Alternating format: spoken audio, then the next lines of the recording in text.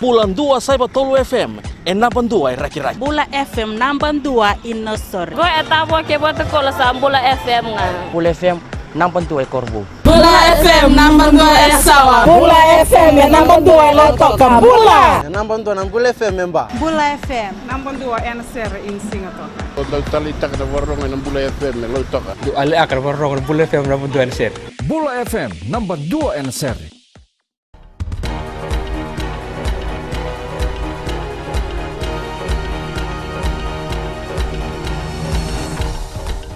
Ni sambula sa kosongo na walela kanonda tuku-tuku ya nangonongo.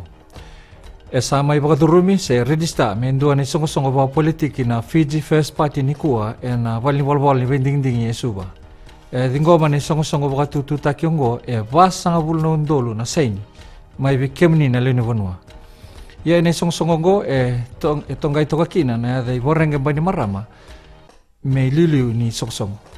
Sama itaur na itutu baka puni bola ni songo-songo o ayes ait kayum na turang puni lawa karu sama baka turi merau taura na itutu baka presidendi na turang na tui maduata o Ratu William Katunibere kay na marama minista o Dr. Chico Lubeni. Sama baka turi talanga merau taura na itutu baka ibuki-buki ni presidendi o Bijay Persad kay Vimlas Chand e ruang na Tony Bala ni Fiji Labour Party.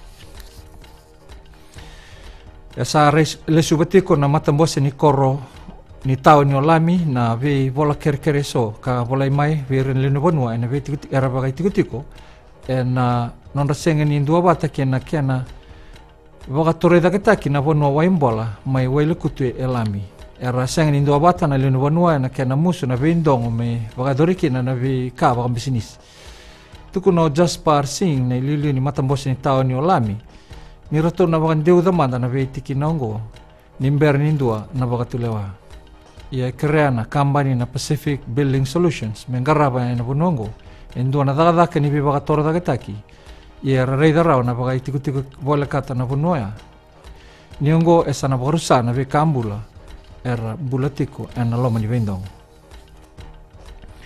Arnatiko en andua nangona lega mayongo en nonda bonua oira na kenandau en yalo abala New Zealand mer mai viva bulidi vera nandau daga yalo en nonda bonua tukuna Florence Swami na valisilesi dake ni Film Fiji yongo en balata tikwana kena warutaki na Kula Film Awards tukuna Swami ni na sengni tiko wakandua isuba na kenandau New Zealand Meba kanir na ngola talitunga ni kina waliku baki na kina moira nonda bonua kasiko bira talanga na be kornibuli e nabua kay tailew na vakadoriti ko na Kula Film Awards na ka rusa kalima ke na rusa ka ono ni singa ni bulo July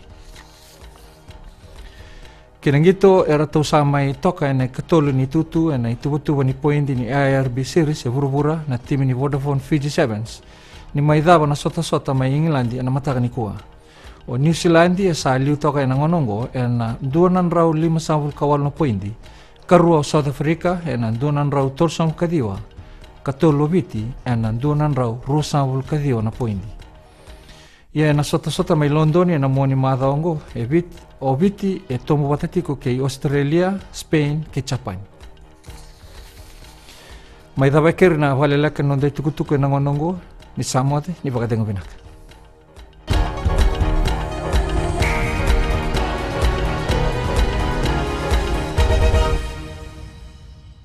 Na Bula FM rake tale taki. Go nga elambasa Bula FM namban 2 NSR. Ando tali tak na warung yang Bula FM namban 2 NSR su. Kau buat tiga raki au rebot juga ni stima au ndau tali tak na warung yang Bula. Tolo bina Fiji Bula FM namban 2 Singatoka.